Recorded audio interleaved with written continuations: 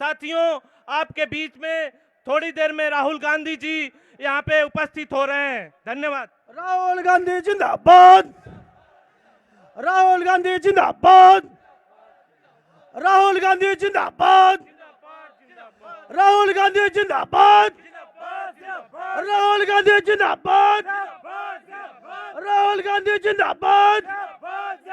हमारा नेता कैसा हो? हमारा नेता कैसा हो?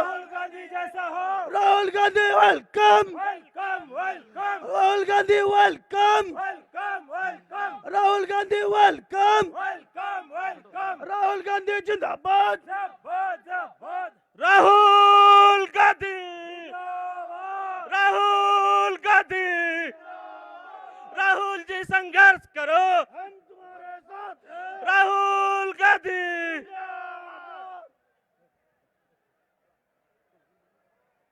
राहुल गांधी, राहुल गांधी। हमारा नेता कैसा हो? हमारा नेता कैसा हो?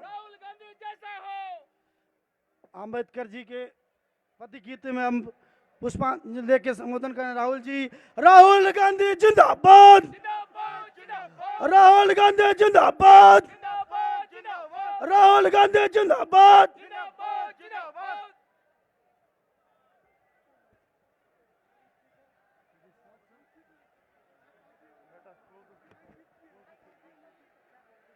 भाई और बहनों,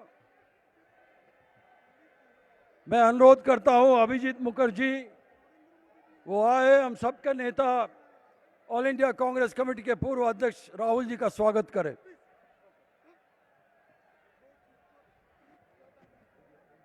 हमारा नेता, कांग्रेस पार्टी का नेता, पूरा देश का नेता, मैं राहुल गांधी जी को इस सभा पे, हमारे राज्य पे, हमारे जिले पे स्वागत करता हूं। अगर परमिशन मिले तो मैं अपना स्पीच का थोड़ा बहुत जो बाकी है उसको भी समाप्त कर सकता हूं। हाँ, जिसके कारण आप लोग यहाँ आए हुए हैं, हम लोग भी यहाँ आए हुए हैं, वो यहाँ आ चुके हैं। The future prime minister of India Rahul Gandhi ji. आप लोग सब जोर से राहुल गांधी जिंदाबाद बोलिए। राहुल गांधी जी, और भी जोर से राहुल गांधी जी, राहुल गांधी जी। मैं ज़्यादा बात नहीं कहूँगा अभी, मैं यही अनुरोध करूँगा आपको सबको, जो यहाँ संयुक्त मोर्चा का कैंडिडेट थर्ड टाइम इलेक्शन लड़ रहे हैं, शंकर मालाकार जी को हाथ चिन्ह वोट देकर उनको विपुल वोट में जयी कीजिए। जय हिंद, वंदे मातरम, इनकलाब जिंदाबाद।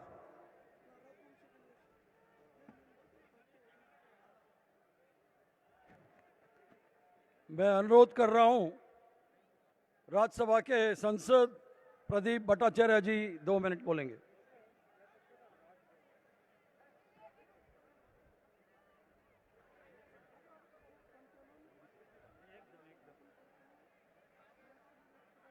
परम सम्मानीय राहुल जी, मंचे उपस्थित कांग्रेस प्रार्थी, सीपीएम प्रार्थी এবং সংযুক্ত মোর্চার সমস্ত প্রার্থীরা, সমবেত ভাই এবং বন্ধুরা,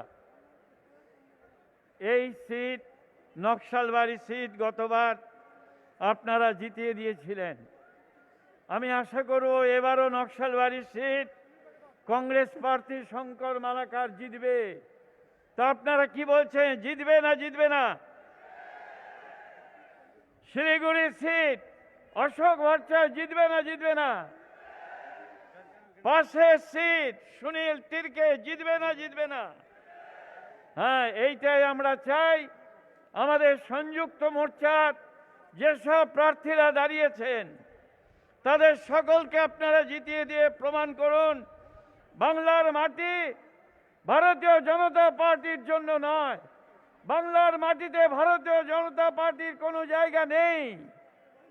এবার নরেন্দ্র মোদী আর অমিত শাহ ক্রমাগত ঘুরে বেড়াচ্ছেন, ভাবছে বাংলার মাটিকে তারা জিতিয়ে নেবেন। বাংলার মাটিতে ওদের স্থান হবে না, এটা আপনারা প্রমাণ করে দিন। তৃণমূল কংগ্রেস বাংলার সর্বনাশ করে দিয়েছে, করাপশন ভ্রষ্টাচার গ্রামে গ্রামে ছড়িয়ে দিয়েছে। কাটমানির সরকার, অন্যায় দরকার, এই স্লোগানটা আপনারা চারিদিকে ছড়িয়ে দিন, এটাই আপনাদের কাছে আবেদন। এবং বাংলার মাটিতে আপনারা সংযুক্ত মোর্চার প্রার্থীদের জিতিয়ে দিন। আমরা আপনাদের প্রতিশ্রুতি দিচ্ছি, চা বাগিচার থেকে শুরু করে এখানকার সংকটকে আমরা দূর করব। এই কথা বলে সকলকে ধন্যবাদ দিয়ে আমার বক্তব্য শেষ করছি। আগামীকাল নববর্ষের শুভেচ্ছা আপনাদের রইল। আজকে শুরু হয়েছে পবিত্র রমজান। আপনাদের সকলকে ধন্যবাদ দিয়ে বক্তব্য শেষ করলাম। জয় হিন্দ, বন্দে মাতরম, ইনকলাব जिंदाबाद। मैं अनुरोध कर रहा हूं, हम सबके नेता सुनील कुमार तिर्की जी आपके सामने 2 मिनट बोलेंगे।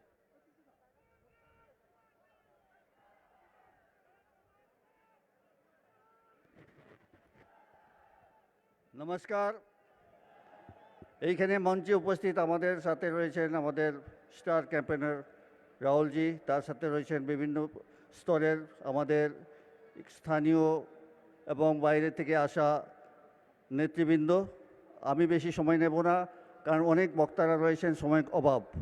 আমাদের এই যে একটা জোট আমরা যে বেঁধেছি, বাম কংগ্রেসের জোট মোর্চা, এই মোর্চাটা আর কিছু না, আমাদের একটা পরিবর্তন আনার জন্য আমরা এই জিনিসটা করেছি। আমরা চাই একটা নতুনত্ব কিছু আসুক।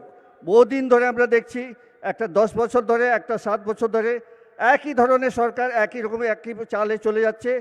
মানুষের কোনো উন্নয়ন কিছু হচ্ছে না, কোনো কিছু হচ্ছে না, কিন্তু লোকের সরকার দেখাচ্ছে যেন কী কী করেছে।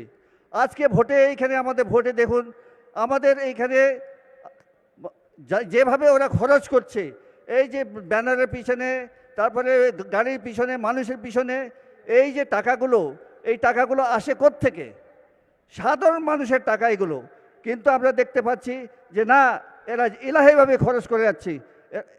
এরা মনে হচ্ছে এমনভাবে খরচ করছে যেনভাবে মানে সব সরকারি ওদের সম্পত্তি, আর ওরা দরকার পড়লে দেশ বিক্রি করে দেবে, কিন্তু কোনো কিছু মানুষের সাধারণ মানুষের জন্য কোনো কিছু করবে না।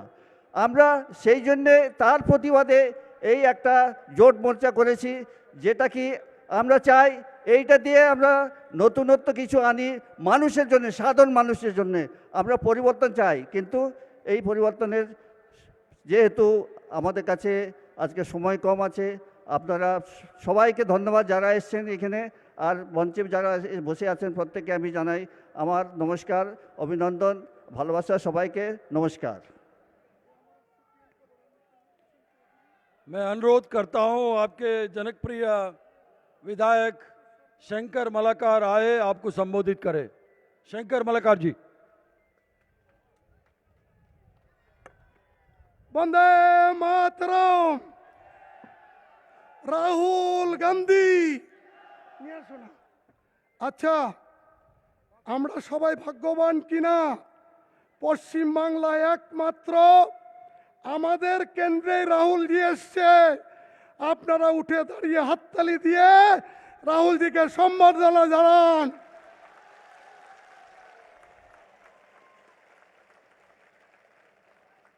এখানে মোদিজি এসছিলেন, মাথায় একটা গোর্খা টুপি পরে, গোর্খাদের সর্বনাশ করে গোর্খা টুপি মাথায় নিয়ে ঘুরছিলেন। কিন্তু গোর্খাদের জন্য কেউ যদি কিছু করে থাকে, সেটা কংগ্রেস সরকার করেছিল এবং রাহুল গান্ধীজি করেছিল। আমি আজকের মঞ্চে প্রধান অতিথি আমাদের প্রিয় নেতা রাহুল গান্ধীজি, মঞ্চে উপস্থিত প্রদেশ কংগ্রেস এআইসিসির নেতৃবর্গ, সিপিএম দলের नेतृवर्ग, संयुक्त मोर्चार अतिथिवृंद, मैं आप सबसे ये विनती करना चाहता हूँ कि 2 बार आपने मुझे बहुत सारी वोटों से जिताया, इसके लिए मैं आपका आभारी हूँ, आपका नमन करता हूँ कि आप हमको एक बार फिर से मौका देंगे ना। ऐसे इतना इतना थोड़ा जोर से देगा ना, जिताएगा ना। ठीक है, मोदी जी आए थे हमारा खिलाफ, जनसभा किया, 5 करोड़ रुपया खर्चा करके माइक में, कावाखाली का माइक में जनसभा किया। 15,000 लोग हुआ प्रधानमंत्री का जनसभा में। नेपाली गोरखा टोपी पहन के उन्होंने कहा, मैं सरकार में आऊंगा तो 15 दिन के अंदर में पहाड़ का समस्या को समाधान कर देंगे। अरे भाई, 3 बार तो आपको जिताया, सुरेंद्र सिंह अहलुवालिया, राजू बिष्टा, जसवंत सिन्हा। पहाड़ में जाके बोला गोरखालैंड देंगे, और समतल में आके बोला एम्स अस्पताल देंगे। कुछ नहीं किया। गोरखा से भी धोखाबाजी किया, हम लोगों से भी धोखाबाजी किया, सारे देश का लोगों का साथ धोखाबाजी किया। आज ममता दीदी उत्तर बंगाल को बांटना शुरू किया, बीजेपी भी बांटना शुरू कर दिया। आज गोरखा के लिए उनका आंखों में आंसू। 15 साल गोरखा जाति के लिए, राजवंशी जाति के लिए ये बीजेपी सरकार, ये दीदी का सरकार कुछ नहीं किया। आज गोरखा का वोट पाने के लिए गोरखा टोपी पहन के फिर से बेवकूफ बनाने के लिए प्रधानमंत्री मोदी जी, अमित शाह जी, नड्डा जी यहाँ आए थे। आप लोग लाख कोशिश कीजिए, ये मटीगरा नक्सलवाड़ी का जनता आपका बातों में नहीं आने वाला है। आप एक धोखेदार सरकार, अच्छा दिन का नाम पर लोगों को धोखा दिया, 2 करोड़ रोजगार का नाम पर आप लोगों ने धोखा दिया। आज आपको याद आया भानुभक्त का, आज आपको याद आया ठाकुर पंचरण का। इतना दिन कहाँ था? आज से 10 साल पहले जब हम लोग सिलीगुड़ी नगर निगम कांग्रेस का था, ठाकुर पंचरण का मूर्ति बना के हम लोग ने श्रद्धा निवेदन किया था। लेकिन Mamata Didi Rajbanshi vote, Adivasi vote, Tamang vote, Lepcha vote, Bhutia vote, Limbu vote बना के हर जाति में बंटवारा करना चाहता है। ठीक उसी तरह मोदी जी सारे हिंदुस्तान का परंपरा को तोड़ने के लिए काम शुरू कर दिया। लोगों का महंगाई बढ़ते गया। गैस का दाम कांग्रेस का समय 400 रुपया था। अच्छा दिन का नाम पर मोदी जी का सरकार ने गैस का दाम 950 रुपया कर दिया। और क्या कहा था? 2 करोड़ रोजगार देंगे, काला टका ले आएंगे, 15 लाख करके सबको देंगे। आप लोग को तो मिला है ना? 15 लाख करके मिला कि नहीं?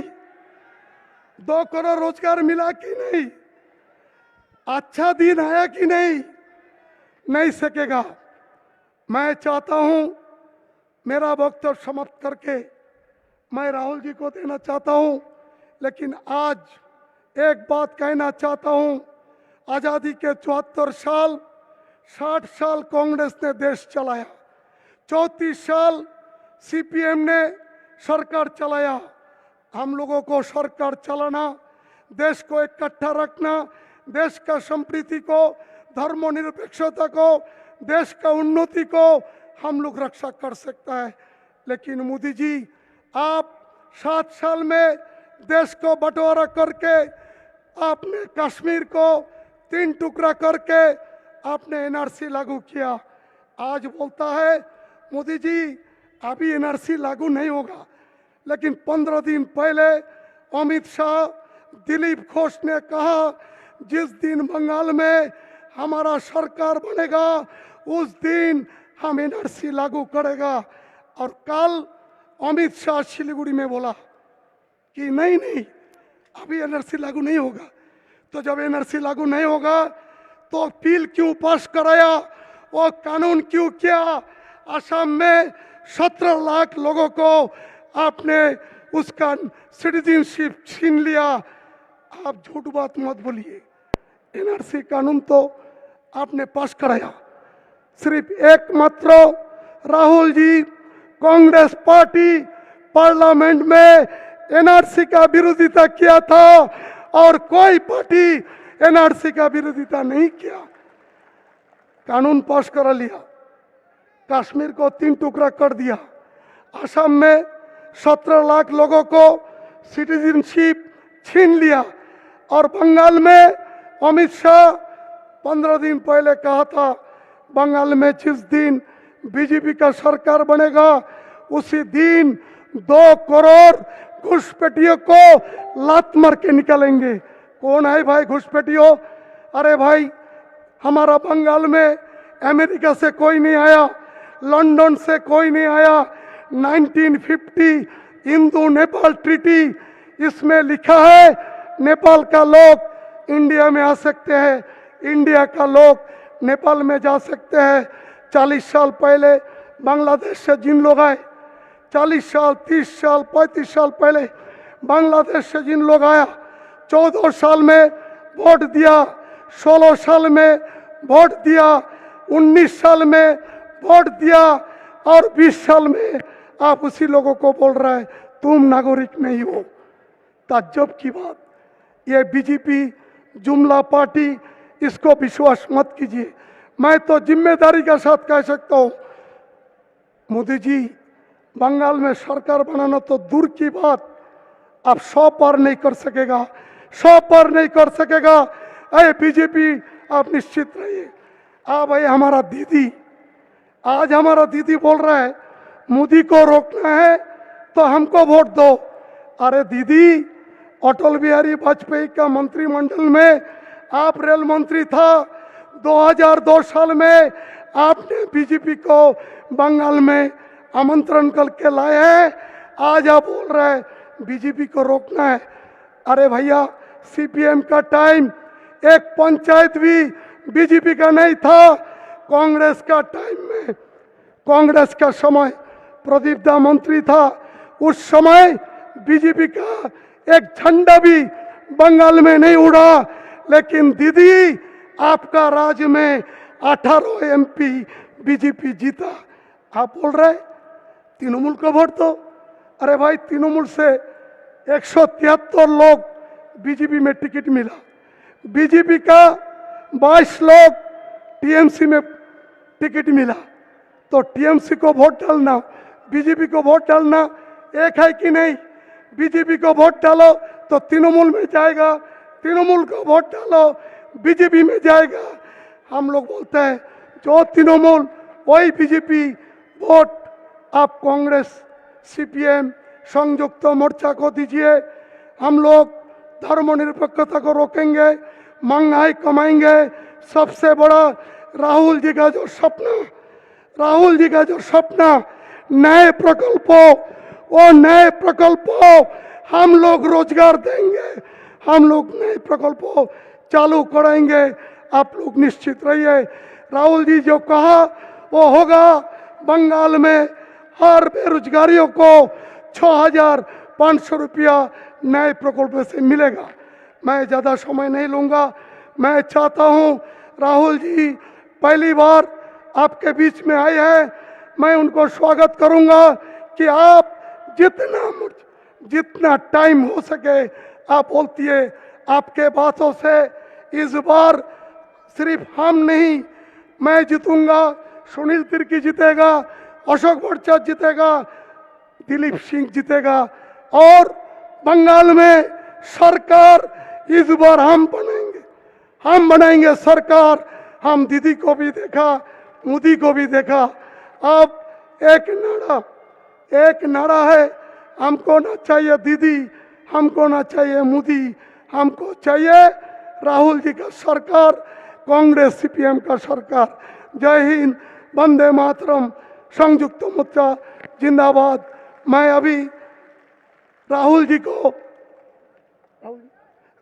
को आमंत्रित करते हैं कि चुनाव आयोग ने एक दिन प्रचार कमती कर दिया।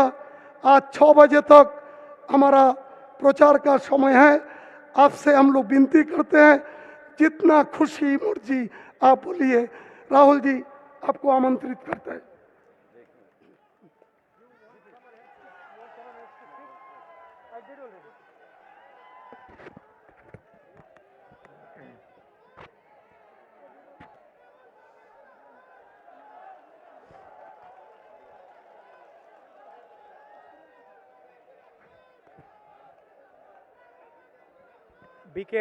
बीके हरिप्रसाद जी, प्रदीप भट्टाचार्य जी, विजय इंद्र सिंगला जी, अभिजीत मुखर्जी जी, हमारे कैंडिडेट्स शंकर मलाकर जी, सुनील तिर्के जी,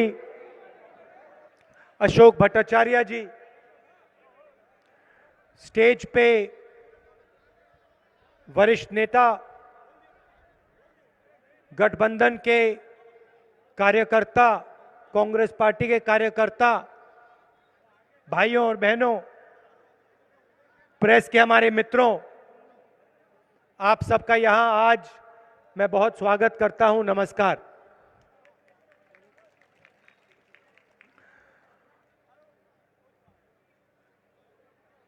आज हम ठाकुर पंचानन वर्मा जी, आदिकवि भानुभक्ता आचार्य जी, नेताजी सुभाष चंद्र बोस जी, बिधान रॉय जी जैसे महापुरुषों की याद करते हैं। इन लोगों ने बंगाल की नींव रखी और आज जो बंगाल है इसको बनाने में इनका हाथ है। असेंबली के चुनाव हो रहे हैं। तमिलनाडु, बंगाल, असम में चुनाव हो रहे हैं और यहां से पहले मेरे वहां दौरे लगे। असम में आप जानते हो बीजेपी ने क्या किया, वही काम वो तमिलनाडु में कर रहे हैं। चुनाव के समय मैंने लोगों से पूछा, क्या लगता है आपको? असम के लोग कहते हैं हमारे प्रदेश पर, हमारी संस्कृति पर, हमारी हिस्ट्री पर आक्रमण हो रहा है। तमिलनाडु के लोग भी यही कहते हैं और बंगाल में भी यही काम हो रहा है। आप देखिए, जहां भी बीजेपी जाती है, आरएसएस जाती है, नरेंद्र मोदी जी जाते हैं, अमित शाह जी जाते हैं, वहां पे नफरत फैलनी शुरू हो जाती है। सही बात है। जहां भी जाते हैं भाईचारे की बात, जोड़ने की बात कभी नहीं करेंगे। एक हिंदुस्तानी को दूसरे हिंदुस्तानी से लड़ाने का काम ये करते हैं। इनका ये डीएनए है, इनको और कुछ मालूम ही नहीं है। असम में जाएंगे लड़ाई करवाएंगे, उत्तर प्रदेश में राइट्स करवा दिए, लड़ाई करवा दी, आग लगवा दी। तो ये जहां भी जाते हैं इनकी शुरुआत नफरत होती है। अब आप देखिए, 7-8 साल पहले वाला हिंदुस्तान याद करिए और आज जो हिंदुस्तान में हो रहा है उसको देखिए। 1 साल पहले कोरोना आया, पिछले साल फरवरी में मैंने और कांग्रेस पार्टी के सब नेताओं ने कहा, नरेंद्र मोदी जी, कोरोना से हिंदुस्तान को बहुत नुकसान होने वाला है, आप तैयारी करिए, अर्थव्यवस्था को बचाने का काम शुरू कीजिए, मजदूरों की रक्षा करने का काम शुरू कीजिए, छोटे बिजनेस वालों, दुकानदारों की रक्षा करने का काम शुरू कीजिए, क्योंकि तूफान आने वाला है और यह ऐसा तूफान आएगा जिससे पूरे हिंदुस्तान को चोट लगेगी। ये हमारे प्रेस के मित्र बैठे हैं यहां पे, इन्होंने मेरा मजाक उड़ाया। इन्होंने कहा राहुल गांधी लोगों को डरा रहा है।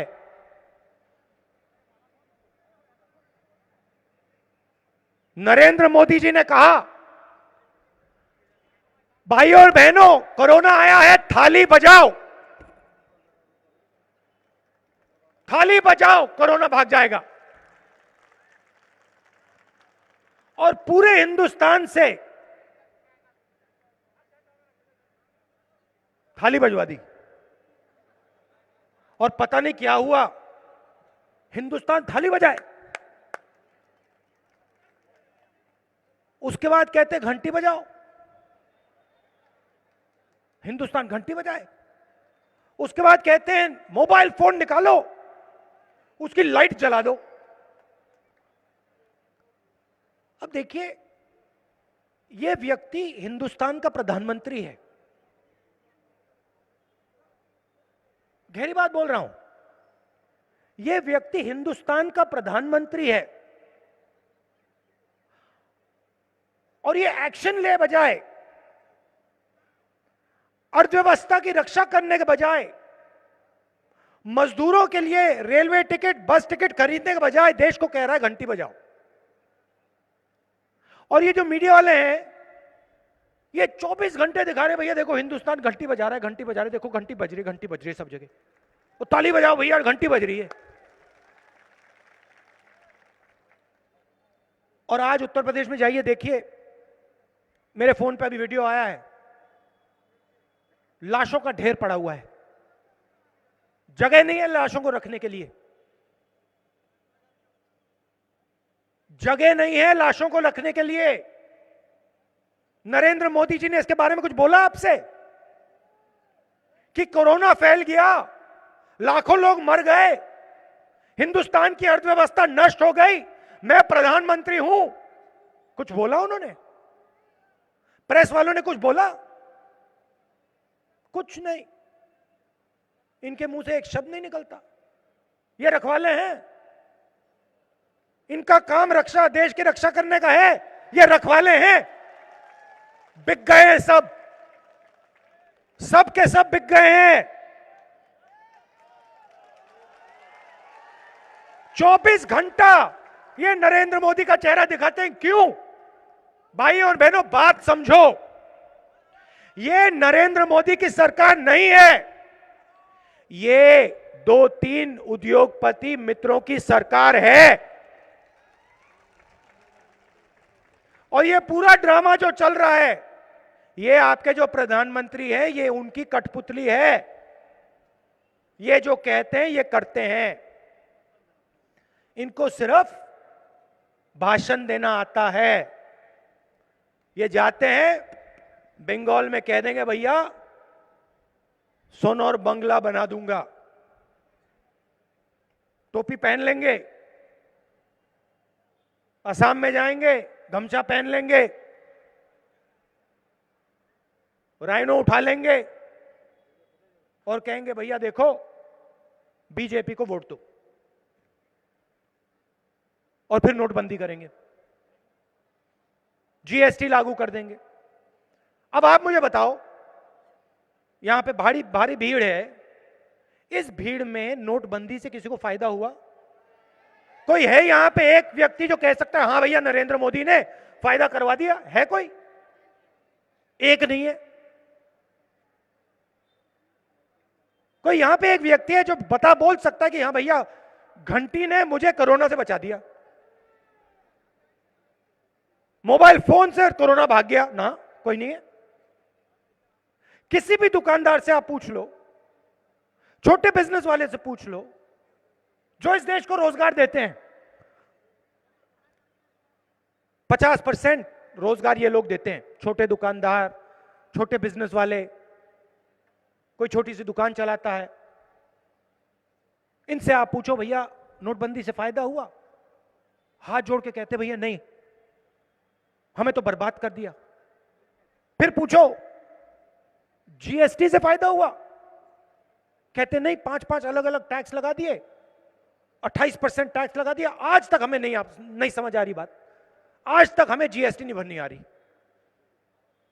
हमारा बिजनेस खत्म कर दिया, नष्ट कर दिया। आज ये देश अपने युवाओं के लिए रोजगार नहीं पैदा कर सकता, यह सच्चाई है। क्यों? क्योंकि जो रीढ़ की हड्डी रोजगार पैदा करने की रीढ़ की हड्डी है, उसको नरेंद्र मोदी ने, आरएसएस ने, अमित शाह ने तोड़ दिया। कैसे तोड़ा?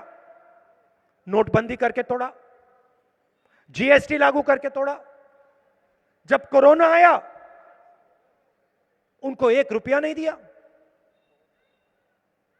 बंगाल से लोग जाते हैं, आप लोग जानते हो, समझते हो, पूरे देश में आपके लोग जाते हैं काम करने। कहीं भी चले जाइए, मजदूरी आप लोग करते हो, आप खून पसीना देते हो। जब आप लोग वापस लौटना चाह रहे थे, कोरोना आया, नरेंद्र मोदी ने आपको बस टिकट दिया? दिया बस टिकट? रेलवे टिकट दिया आपको? नहीं, कहते नहीं मैं नहीं दूंगा। और जब हिंदुस्तान के लाखों मजदूर पैदल वापस हजारों किलोमीटर चल रहे थे, कोई कोरोना से मर रहा है, कोई भूख से मर रहा है, उसी समय नरेंद्र मोदी जी अपने 2-3 बड़े उद्योगपतियों मित्रों का टैक्स माफ कर रहे थे। लाखों करोड़ रुपए उनको दे दिया, कहा अर्थव्यवस्था चालू करनी है। अर्थव्यवस्था चालू कैसे होगी अगर जनता के हाथ में 1 रुपया नहीं है? कैसे होगी? आपने पूरा का पूरा पैसा छीन लिया। दुनिया में पेट्रोल के दाम, तेल के दाम नीचे जा रहे हैं, हिंदुस्तान में डीजल पेट्रोल के दाम उड़ते जा रहे हैं, ऊपर की ओर उड़ते जा रहे हैं, महंगाई बढ़ती जा रही है। ने नोटबंदी कर दी, जीएसटी कर दी, पूरा का पूरा ढांचा, आपने रोजगार का ढांचा ही उड़ा दिया। और फिर आप बंगाल में आके टोपी पहन के कहते हो सुनहरा बंगाल दे देंगे आपको। बाद में आपसे कहेंगे घंटी बजाओ, मोबाइल फोन चलाओ, थाली बजाओ और मरो। मेरा काम हो गया, नरेंद्र मोदी जी का काम हो गया, अब आप जानो, आपका काम जाने। और जहां भी जाते हैं करते हैं।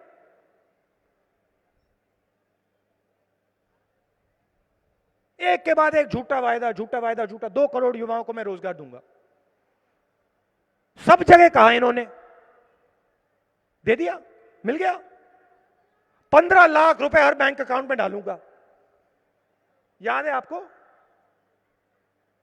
आ गया 15 लाख रुपए बैंक अकाउंट में, 1 रुपया नहीं आया, हमने दिया। छत्तीसगढ़ में हमारी सरकार बनी, मध्य प्रदेश में हमारी सरकार बनी, राजस्थान में हमारी सरकार बनी, हमने किसानों का कर्जा माफ किया। हम जानते हैं आपके बिना काम ही नहीं हो सकता, हम जानते हैं कि आपके बिना अर्थव्यवस्था चल ही नहीं सकती, छोटे दुकानदार के बिना नहीं चल सकती, रोजगार पैदा हो ही नहीं सकता। ये 2-3 जो उद्योगपति हैं नरेंद्र मोदी के जो मित्र, ये हिंदुस्तान को नहीं चलाते हैं, हिंदुस्तान को आप लोग चलाते हो।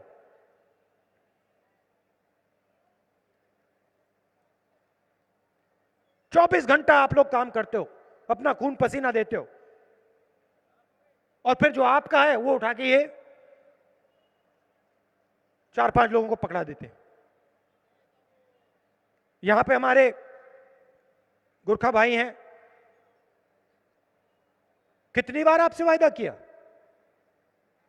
कितनी बार आपसे कहा कि आपकी समस्या हल कर देंगे? 3 बार आपने उनको मेंबर ऑफ पार्लियामेंट दिया, 3 बार दिया ना? 3 बार आपने दिया, हो गई आपकी समस्या, हो गया आपका काम।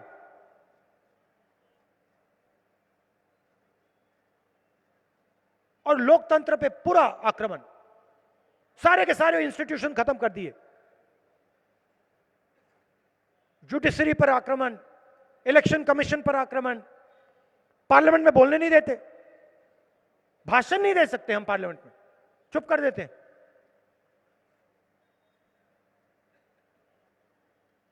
हिंदुस्तान में नरेंद्र मोदी लोकतंत्र पर आक्रमण कर रहे हैं, यहां पे ममता जी कर रही है।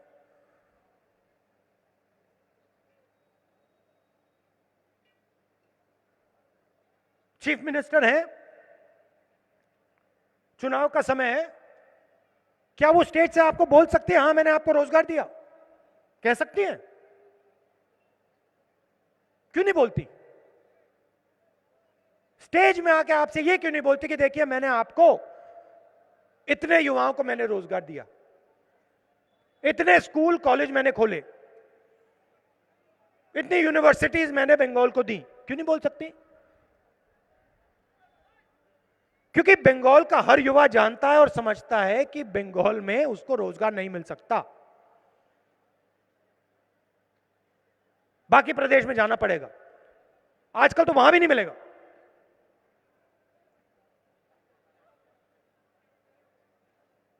यह सच्चाई है। और आपकी स्ट्रेंथ क्या है सालों से कि आप एक साथ मिलके भाईचारे के साथ काम करते हो।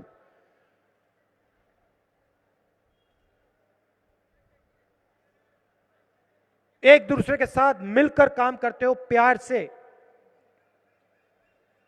यह आपके सबसे बड़ी स्ट्रेंथ है। इस पर बीजेपी आक्रमण कर रही है, यह आपको बांटने की कोशिश कर रहे हैं, और जब आप बढ़ जाओगे जो आपका है ले जाएंगे। उन्हीं 3-4 लोगों को उठा के पकड़ा देंगे।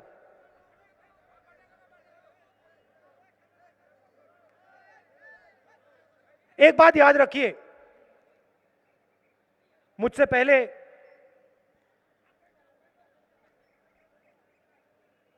बोला, हमने, कांग्रेस पार्टी ने आरएसएस और बीजेपी के साथ कभी भी समझौता नहीं किया है, कभी भी अलायंस नहीं किया है।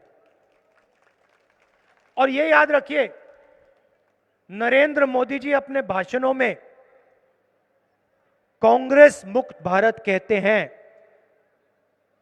आपने कभी सुना है कि नरेंद्र मोदी ने कहा टीएमसी मुक्त भारत?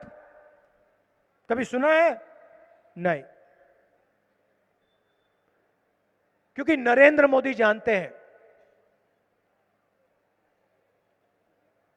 कि कांग्रेस ही उनके खिलाफ लड़ सकती है। और कांग्रेस सिर्फ एक संगठन नहीं है। आप यह मत सोचिए कि कांग्रेस एक संगठन है, तृणमूल एक संगठन है। कांग्रेस एक संगठन है, मगर कांग्रेस एक विचारधारा भी है। आरएसएस और बीजेपी एक संगठन है, मगर वो एक विचारधारा भी है। हमारी विचारधारा की लड़ाई है,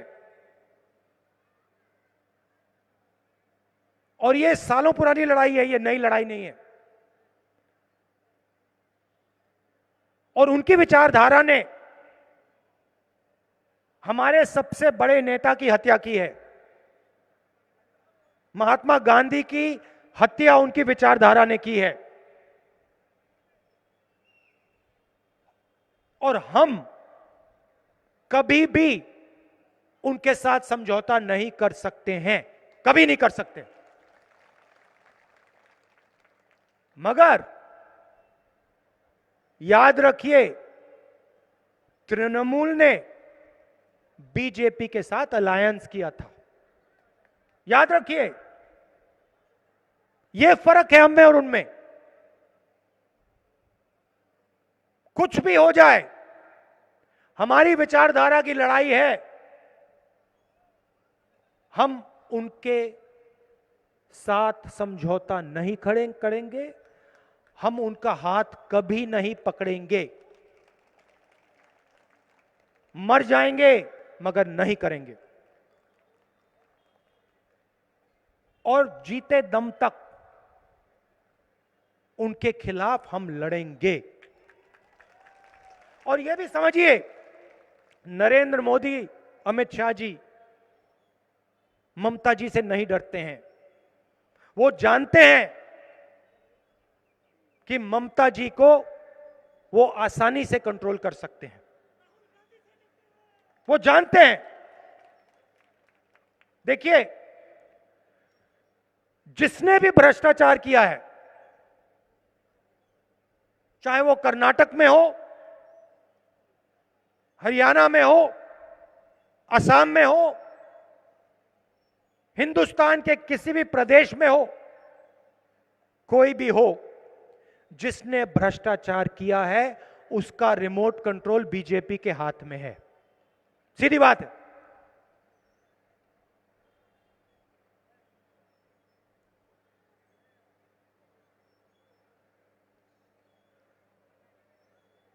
बीजेपी मुझे नहीं कंट्रोल कर सकती। मैं बीजेपी के खिलाफ खड़ा हो सकता हूं, और इसका कारण है भाइयों और बहनों, मैंने अपनी पूरी जिंदगी में 1 रुपया नहीं चोरी किया है। यह कारण है कि राहुल गांधी नरेंद्र मोदी के सामने खड़ा होकर बिना डरे बात कर सकता है।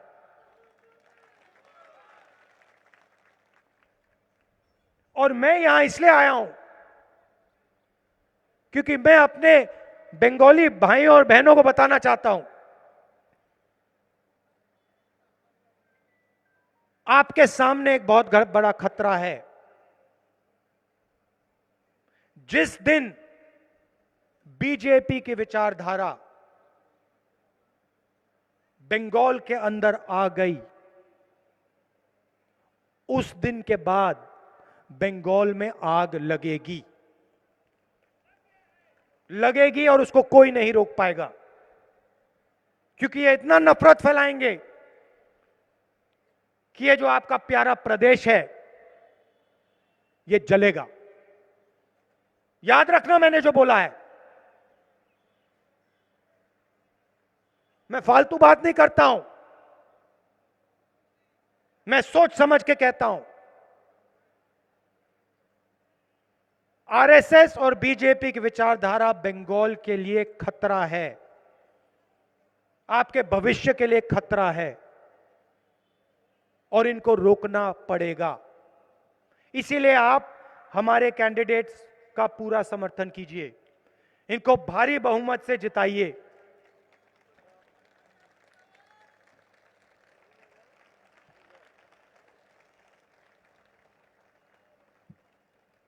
अंत में,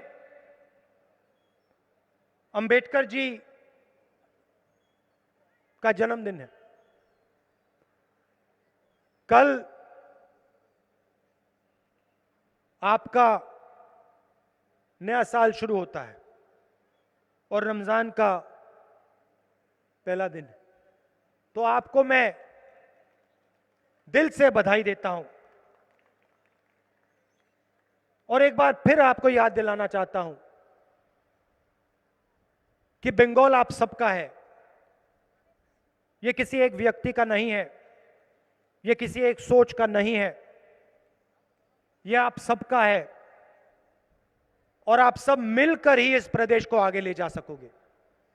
अगर आपने लड़ाई कर ली, अगर आप बट गए, यह प्रदेश आगे कभी नहीं जाएगा। आप सबका बहुत बहुत धन्यवाद। नमस्कार, जय हिंद।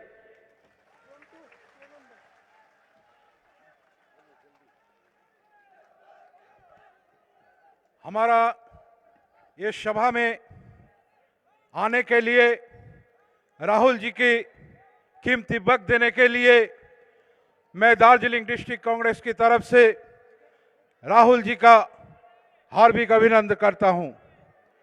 इस चुनाव के मौसम में राहुल जी ने इस चुनाव को